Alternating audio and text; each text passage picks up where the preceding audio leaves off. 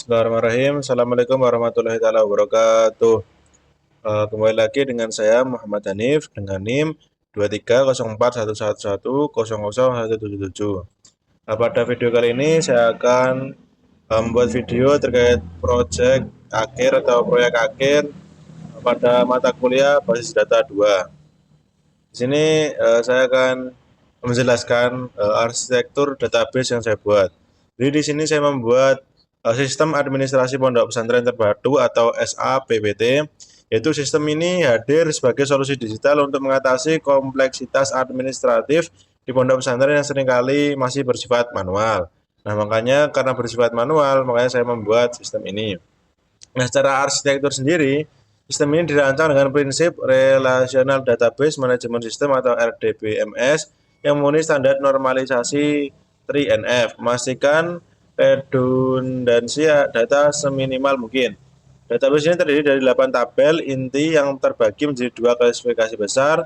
Yang pertama ada entitas master yang menjadi referensi statis atau tabel seperti M_santri, M_kamar, M_ustad, dan M_sholat, dan M_kategori, dan _bayar. Serta entitas transaksi yang bersifat dinamis seperti tabel T _absen_sholat dan seterusnya sampai dengan pembayaran. Nah, seluruh relasi diperkuat dengan hierarki yang ketat, menciptakan integritas referensial yang memastikan tidak ada data terasa yang menggantungkan atau overhead records, sehingga konsistensi data terjaga di setiap event transaksi. Ini saya coba tunjukkan. Ini adalah entity relationship diagramnya. Ini yang dari database yang sudah saya buat dari BPM admin. Kurang lebih seperti ini. 8. Ini kalau di quick database diagram. Seperti yang saya sudah jelaskan tadi.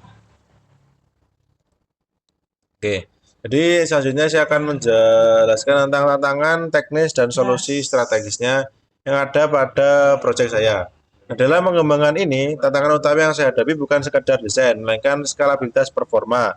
Nah, tabel pada T_absen_sholat telah mencapai volume data lebih dari 100.000 baris. Ini bisa kita lihat di sini. Nah, ini ada kurang lebih 100.076. Tanpa optimasi yang tepat, query untuk laporan manajerial akan mengalami bottleneck atau penurunan performa yang signifikan. Nah, untuk menanggulanginya, saya menerapkan 2 sistem utama, yaitu ada Automated Business Logic atau Storage Program. Dan saya mengimplementasikan storage prosedur untuk optimasi rekapitulasi data periodik, storage function untuk klasifikasi otomatis status santri, misal teladan atau perlu pembinaan, dan serta trigger sebagai mekanisme proteksi data. Trigger ini berfungsi sebagai safety net agar data santri yang memiliki riwayat transaksi tidak dapat dihapus secara ceroboh guna menjaga audit realnya. Nah, untuk query optimization-nya saya melakukan analisis pada proses pola akses data dan menerapkan composite indexing pada kolom yang sering digunakan dalam klausa where dan join seperti ID_santri dan tanggal_absen guna mempercepat proses pengambilan data. Ini saya coba demonstrasikan yang saya buat. Ini adalah storage function yang sudah saya buat. Ini kalau dijalankan, nah mungkin langsung akan menemukan, langsung akan menjalankan. Nah, ini ada 2 kategori, yaitu ada teladan dan perlu pembinaan. Ini akan menambahkan 20. Nah, ini di kodenya ini select nama santri. Nah, kita lihat di santri dan kita ambil di santri. Selanjutnya ada trigger. Di sini kita coba untuk menghapus. Nah, ini kita coba. Nah, maka akan muncul alert seperti ini. Jadi ini triggernya sudah berjalan. Nah, selanjutnya itu ada kita coba query manajerial yang tadi sudah seperti dijelaskan. Nah, ini adalah total skor kumulatif dan ranking santri. Kita coba jalankan. Nah, ini akan menampilkan nama santri, 2 nama kamar, maksudnya nama kamar di asrama putra atau putri dan nama kamarnya, ada poin ibadah, nah, poin pelanggaran dan skor akhir. Nah, seperti itu. Itu mungkin sedikit demonstrasi dari saya. Jadi sebenarnya juga demonstrasi sudah banyak kita lakukan di sebelum-sebelumnya seperti ini. Ini yang tadi kita demonstrasikan. Nah ini eh, tampilannya. Sebenarnya untuk query juga kita bisa melakukan evaluasi kinerja kepada kamar asrama. Seperti ini kodenya dan ini outputnya. Ini ada nama kamar, pusari pembimbing, jumlah santri dan total poin kamar. Nah, selanjutnya ada juga seperti deteksi santri bermasalah. Ini adalah query yang kita buat. Outputnya seperti ini. Jadi frekuensi melanggarnya berapa dan total poin minusnya berapa seperti ini. Lalu kita juga pernah buat terkait rekapitulasi tunggakan administrasi santri atau keuangan. Ini kodenya dan outputnya mungkin seperti ini. Oke. Nama santri, nama ini totalnya berapa.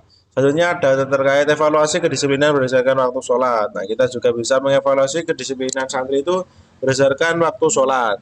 Nah, ini outputnya seperti ini, ada nama sholat, total record absennya, total jumlah, total alfa dan persentase alfanya berapa. Yang terakhir ada evaluasi beban wali kamar berdasarkan pelanggaran santri. Nah ini outputnya seperti ini, ada nama ustadznya siapa, jabatannya apa, jumlah santri bindanya berapa, total kasus pelanggaran, akumulasi poin minus kamar. Nah mungkin itu yang sudah saya pernah buat tentang query manajerialnya. Nah untuk evaluasi, nah mari kita bedah terkait efisiensi database. Kita juga mulai bentak explain saat kita menjalankan query pencarian santri tanpa indeks, sistem akan melakukan full table scan atau tipe AL. Database harus memeriksa seluruh 100.000 baris satu persatu. Ini adalah pemborosan sumber daya CPU dan I/O yang nyata. Nah sekarang setelah melakukan indexing, saya menerapkan B3 indexing pada kolom kunci. Saat saya menjalankan kembali query yang sama, sistem melakukan indexing lookup. Nilai tipe berubah jadi ALL menjadi EKI, ref atau ref, dan jumlah baris yang dipindah atau row turun drastis. Struktur B3 memungkinkan database menemukan data secara logaritmik, sehingga waktu eksekusi jauh lebih cepat dibandingkan memindai seluruh tabel. Ini juga sudah pernah saya lakukan dengan menggunakan indexing dan tidak menggunakan indexing. Nah ini itu terkait optimasi query. Yang pertama kita pernah juga melakukan menggunakan indeks dan ini setelah menggunakan indeks dan hasil analisisnya yaitu seperti ini tadi yang sudah saya jelaskan, perbedaan antara penggunaan indeks dan indeksnya. Mungkin yang terakhir ada pengembangan masa depan dan penutup.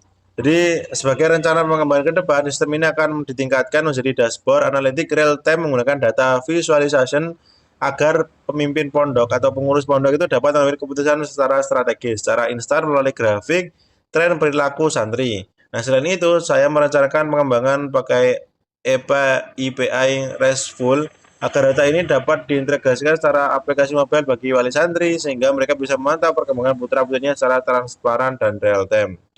Mungkin itu saja yang bisa saya sampaikan. Kurang lebihnya saya mohon maaf bila ada kesalahan. Saya akhiri. Wassalamualaikum warahmatullahi wabarakatuh.